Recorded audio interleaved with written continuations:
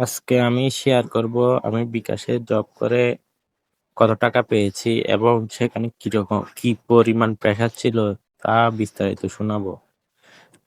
বিকাশে চাকরি করে স্যালারি পাইছিলাম 20,000-এর মতো প্রথম মাসে।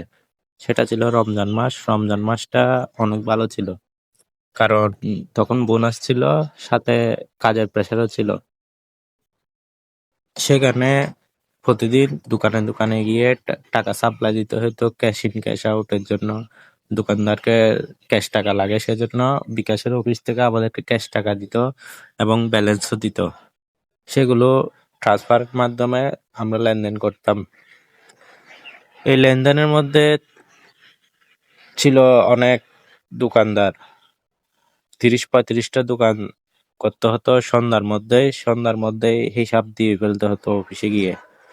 প্রতিদিন লাখ টাকা হিসাব করতে হতো, লাখ টাকা ক্যাশ দিয়ে যেতে হতো।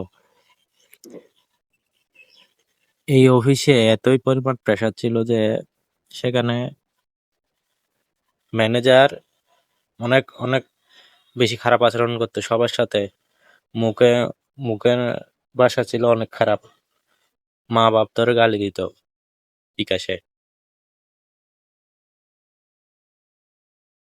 আরো আছে, সেখানে সেভিংস অ্যাকাউন্ট করতে বলতো।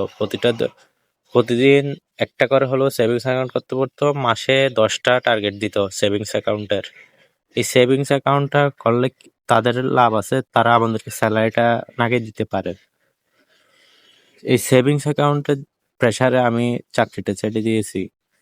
আর সেখানে চেক লাগবে বলছিল। চেক চেক দিয়ে তারা টাকার টাকার যে একটা রিস্ক থাকে সেটা কমিয়ে ফেলতে চায়। কারণ কারো কাছ থেকে চেক নিলে সেই টাকা তো তা কেউ মেরে দিতে পারে না অথবা আত্মসাৎ করতে পারে না।